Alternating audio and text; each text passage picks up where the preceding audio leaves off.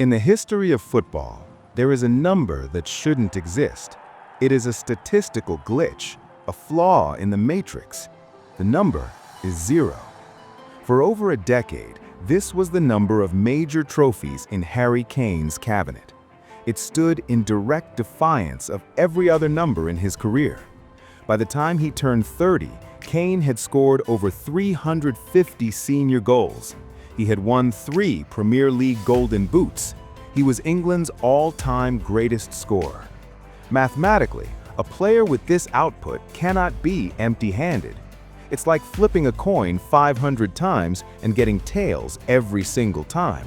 It isn't just unlucky, it is statistically impossible. We are in early 2026 now, and the narrative has finally shifted. But to understand the anomaly, we have to go back to the darkness. We have to look at the lost decade. Because the Kane Curse wasn't just about losing, it was about how he lost.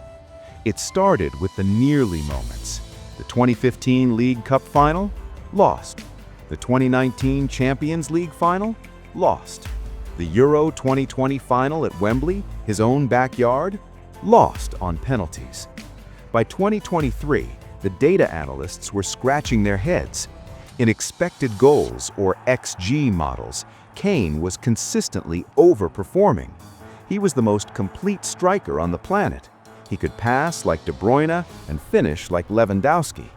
Yet while lesser strikers were lifting FA Cups and league titles by accident, Kane was trapped in a purgatory of silver medals.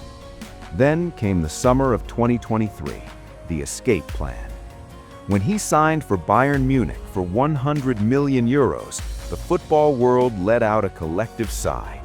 Finally, we said, he's going to a league where Bayern has won 11 titles in a row.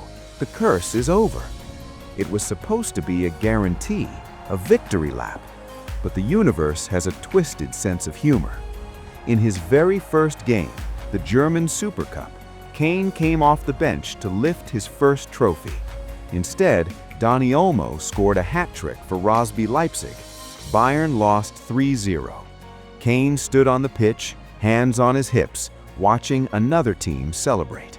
And then the impossible happened.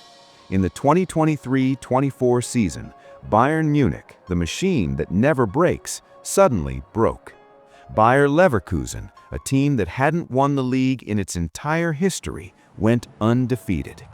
Kane scored 36 goals that season. He won the European Golden Shoe. He was statistically the best forward in Europe. And he won absolutely nothing. The curse had followed him across the ocean. It wasn't just a Tottenham thing. It was a Kane thing. So we have to ask the question, was it just bad luck? Or was there something in the data, something we missed, that explained why the greatest goal scorer of his generation was allergic to gold? To understand the sheer magnitude of this statistical glitch, you have to look at Kingsley Coman. Before Harry Kane landed in Munich, Coman was the lucky charm of world football. For 11 consecutive seasons at PSG, Juventus, and Bayern, Coman won the league title every single year. It was a law of physics. The sun rises, gravity pulls you down, and Kingsley Coman wins the league. Then Harry Kane walked into the dressing room, and for the first time in his professional life, Coman finished empty-handed. The Kane effect was so potent, it seemingly broke the laws of probability. But if we strip away the superstition and look at the heat maps, a different story emerges. The failure of the 2023-24 season wasn't on Kane. In fact, he played the season of his life. He scored 44 goals in 45 games across all competitions. He didn't just adapt to the Bundesliga, he dismantled it. The problem was tactical. Under Thomas Tuchel, Bayern became disjointed, and here lies the Kane Paradox. Harry Kane is a number 9 who wants to be a number 10. He drops deep, he collects the ball near the center circle, he sprays passes out wide. In his Tottenham days, with sun-hung men sprinting behind him, this was lethal. But at Bayern, in that first season, the mechanics ground to a halt. When Kane dropped deep, he often vacated the very space where Bayern needed him most, the penalty box. He was doing two jobs, which meant the rest of the team often stopped doing theirs. They relied on him to build the play and finish it. Then came the summer of 2024, the European Championship in Germany. This was supposed to be the redemption arc. The final was in Berlin, Kane was captain. But throughout the tournament, something was wrong. He looked heavy. He wasn't pressing. The data showed his average position was deeper than some of his midfielders. In the final, against Spain, the curse played its cruelest trick yet. Gareth Southgate subbed Kane off in the 61st minute. He was losing. He was tired. Moments after he left the pitch, Cole Palmer scored. For a brief second, it looked like England might actually win without him. But then, Mikel Oyarzabal scored the winner for Spain. Another final, another silver medal, another image of Kane walking past the trophy, eyes fixed on the grass. By the start of the 2024-25 season, the narrative turned toxic. Pundits began asking if Kane was the problem. They called him a tactical black hole. They argued that pure strikers like Erling Haaland, who touch the ball 5 times and score twice, were more valuable than a striker who touches the ball 50 times but slows the game down. Enter Vincent Kompany. When Kompany took over Bayern Munich, he didn't ask Kane to change. He changed the team around him. He pushed the defensive line up to the halfway line. He surrounded Kane with runners, Olise, Musiala, Gnabry, who could exploit the spaces Kane created. In the 2024-25 campaign, Bayern looked terrifying again. They were scoring for fun. Kane was on pace to break Lewandowski's records. The curse looked like it was finally trembling. But football is rarely that simple. As the season pushed into the spring of 2025, the pressure began to mount. Every match wasn't just a game. It was a referendum on Kane's legacy. The media wasn't counting his goals anymore. They were counting the days until the inevitable heartbreak. And that is a burden no other player in history has had to carry. Messi had pressure to win the World Cup, yes, but Messi had already won 30 trophies. Kane was fighting for his first. He was fighting a ghost, and ghosts are very hard to tackle. The date was May 2025. The setting was the Allianz Arena. The final whistle blew against Borussia Dortmund, and the stadium erupted. Harry Kane stood in the center circle. He didn't sprint, he didn't tear his shirt off. He simply closed his eyes and exhaled. It wasn't a scream of joy. It was the sound of a man putting down a heavy suitcase after walking for 12 years. Bayern Munich had reclaimed the Bundesliga title. The number 0 was finally deleted. The curse officially was broken. But this is where the story gets complicated, because in football, the goalposts are always moving. The moment Kane lifted that silver shield, the Meisterschal, the narrative shifted instantly. The critics didn't applaud the achievement, they belittled it. They said, of course he won the Bundesliga, it's Bayern Munich. My grandmother could win the league with Bayern. This is the cruelty of his specific burden. When he didn't win, he was a failure. When he finally won, it was expected.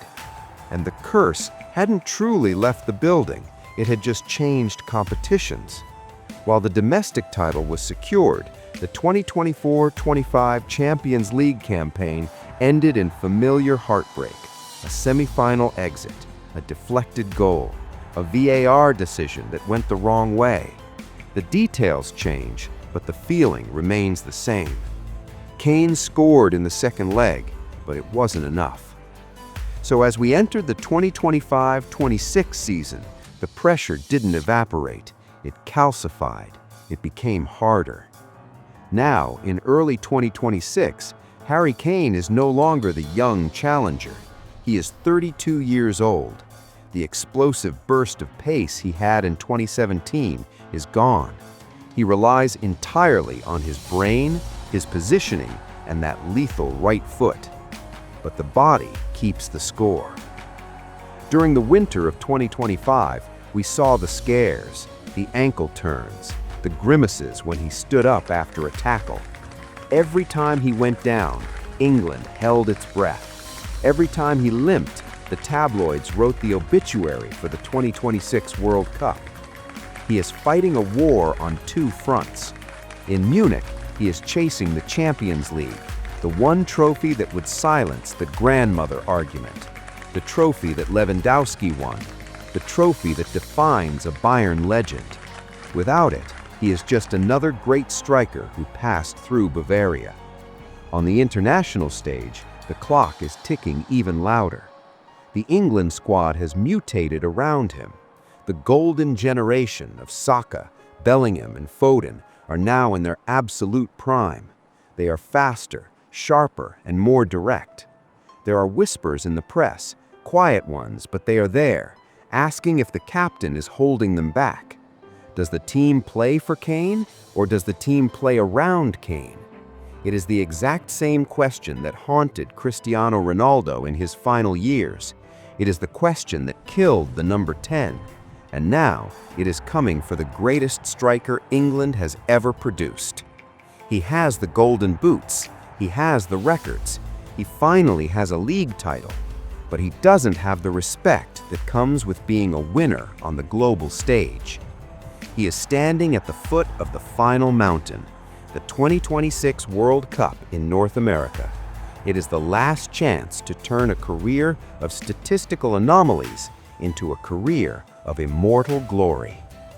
But to get there, he has to survive the brutal spring schedule of 2026, and the ghosts are watching. History is usually written by the winners, but Harry Kane has forced us to read a different book. As we stand here in early 2026, looking toward the World Cup in North America, we have to decide what Harry Kane actually is. Is he a cautionary tale? A man who stayed loyal to Tottenham for too long, sacrificing his prime for a club that couldn't match his ambition? Or is he the ultimate professional, a man who showed up, did his job perfectly every single week, and was let down by the chaos around him? The truth is, the curse has become bigger than the player. It has become his brand, and strangely, it might be the thing that saves his legacy. Think about it. If Harry Kane had moved to Manchester City in 2021 instead of staying at Spurs, he would have won 3 Premier League titles and a Champions League by now. He would be just another decorated striker in a team of superstars. He would be Sergio Aguero. He would be Karim Benzema. Great? Yes. But interesting? Maybe not. The struggle is what makes him compelling. The fact that he had to score 30 goals a season just to drag his team into 4th place gave his career a tragic dignity. We don't root for Goliath. We root for the guy pushing the boulder up the hill, even when it rolls back down. When he finally retires, the Wikipedia page will list his trophies. Maybe it will just be that one Bundesliga shield. Maybe he adds a Champions League this season. Maybe, just maybe, he lifts the World Cup in New Jersey in July 2026. But the numbers on the page won't tell the truth. The truth is that Harry Kane was a statistical anomaly not because he didn't win, but because he never stopped scoring despite not winning. Most players lose motivation when the trophy is out of reach. Kane didn't. He treated a dead rubber match against Luton Town with the same intensity as a Champions League semi-final against Real Madrid. That isn't talent. That is a mental disorder of the highest order. That is obsession. So, as the England squad boards the plane to the US, don't look at the young stars. Don't look at the teenagers with the flashy boots and the TikTok dances. Look at the guy with the heavy strapping on his ankle. He is walking into the twilight of his career. The critics are sharpening their knives. The data analysts are predicting his decline. The ghosts of 2021 and 2024 are hovering over his shoulder. He knows that one bad game, one missed penalty, one slip, and the curse headline returns. It is a terrible burden. It is an impossible pressure. But then again, Harry Kane has spent his entire life doing the impossible. He turned 0 trophies into a conversation about greatness. He turned a statistical glitch into a legendary career. The curse might never fully go away, but neither will the goals. And in the end, when the dust settles and the noise stops, that is all that remains. The ball hitting the back of the net, again and again and again. If we changed your view on the amazing world of football, please hit the like button. We are building the smartest football community on YouTube, and we want you with us, so please subscribe. We also want to hear your thoughts on our analysis in the comments below. Thanks for watching, and we'll see you in the next one.